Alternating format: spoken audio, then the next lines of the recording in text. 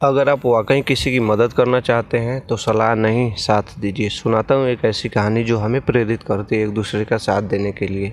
एक बार एक पक्षी समुद्र के किनारे बैठा था और अपनी चोंच में भर भर के समुद्र के पानी को निकाल के बाहर फेंक रहा था और बोला, इस समुद्र ने मेरे बच्चे डुबा दिए हैं, अब मैं इस समुद्र को नहीं छोड़ूंगा, मैं इसे सुखा कर रहूँगा। दूसरे पक्षी को उसके बात पे हंसी आई। बोला, तुम खुद को देखो और समुद्र को देखो, तुम इतने बड़े समुद्र को सुखा भी सकते हो? ये संभव नहीं है मेरे दोस्त, अपना समय मत बर्बाद करो। पक्षी ने कहा, देखो मैं क्या करूं या ना करूं, मुझे सलाह नहीं चाहिए। अगर तुम कुछ दे सकते हो तो मेरा साथ दो, वरना यहाँ से जाओ। उस पक्षी को भी लगा, नहीं यार, अपने दोस्त का साथ देना चाहिए। वो भी आ गया।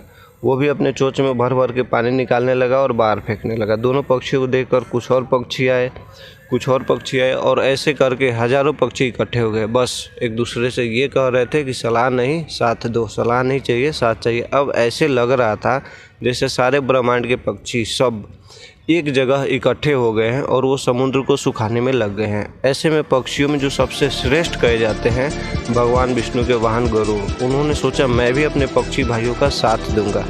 उन्होंने भगवान विष्णु से अनुमति मांगी, मुझे जाने दीजिए, मुझे ये काम करना है। भगवान विष्णु ने ये कहा, तुम ये क्या कर रहे हो भाई?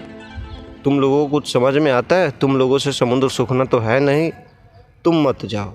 तो गरुड़ ने भगवान विष्णु से ही कह दिया कि भगवान सलाह नहीं, साथ चाहिए। फिर क्या था, अपने वाहन गरुड़ का साथ देने भगवान विष्णु आ गए और बोले, अब समुद्र को सुखाऊंगा। अब जब स्वयं भगवान आ गए तो समुद्र बहुत डर गया। उसे लगा अब मैं नहीं बच पाऊंगा, भगवान खुद आ गए मुझे सुखाने के लिए। उसने तुरंत उस पक्षी के बच्चे को वापस दे दिया जो समुद्र में डूब गए थे। इसे कहते हैं एक साथ जुट जाने की ताकत। इस समय हमारा समय कितना ख़राब चल रहा है, इतनी कठिन समय में भी हम देखते क्या हैं कि लोग फ्री की सलाह दे रहे हैं, बस सलाह ही दिए जा रहे हैं। लेकिन आपकी सलाह से लोग सिर्फ कंफ्यूज हो रहे हैं। आपके पास आधी जानकारी है, फिर भी आप लोगों को सलाह दिए जा रहे हैं। अगर आप वाकई किसी की मदद करना चाहते हैं तो उसका साथ दीजिए, अपना सहयोग दीजिए, उसे सलाह मत दीजिए। अगर आप सच में किसी की मदद करना चाहते हैं तो आपकी सलाह से कुछ नहीं होगा, आपके सहयोग से और आपके साथ से होगा।